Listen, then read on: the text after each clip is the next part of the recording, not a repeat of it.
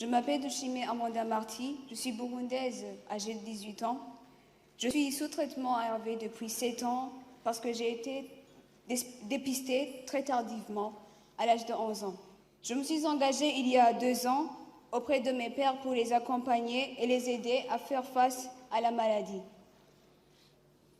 Car si être adolescent, c'est compliqué, être adolescent et vivre avec le VIH, c'est encore plus difficile.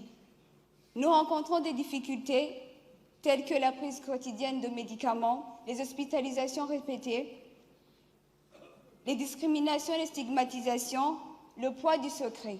Nous vivons et grandissons avec un sentiment d'un avenir incertain. Nos constats sont terribles. Dans le monde, 68% de nouvelles infections concernent les adolescents et les jeunes. En Afrique subsaharienne, les filles sont particulièrement plus touchées. Seul un enfant sur 2 a accès au traitement. Les ARV pédiatriques sont largement insuffisants, ne sont ni adaptés ni diversifiés. L'accès au suivi biologique est également limité et irrégulier. Certains d'entre nous attendent plus de 3 ans avant de savoir si leur traitement fonctionne.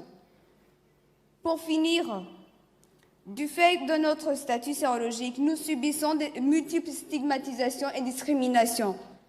Les autres ont peur de nous. Nous ne pouvons plus accéder à certains métiers, formations ou encore des bourses d'études. Certains perdent leur travail, d'autres sont rejetés par leurs amis ou leur famille. Nous ne voulons plus de cela. Nous ne voulons plus être stigmatisés ni soignés à l'aveuglette. Ou encore moins que des personnes meurent pour des causes qui pouvaient être évitées. Pour nous, les enfants, ados et jeunes, le chemin est encore long.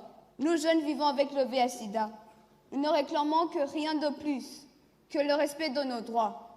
Le droit à la santé qui passe par l'accès aux soins et une prise en charge adaptée, complète et de qualité. Le droit à l'éducation, afin de s'épanouir socialement et professionnellement. Tout simplement, le droit de vivre et d'espérer un avenir. Nous ne sommes pas que des numéros ou des statistiques, nous existons, nous sommes là. Notre santé, notre éducation, notre insertion doivent être des priorités. Notre vie a de la valeur. Vous ne devez jamais l'oublier.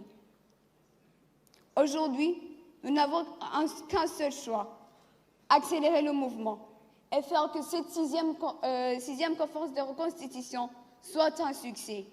Entendez-nous, impliquez-nous, accélérons le mouvement. Merci.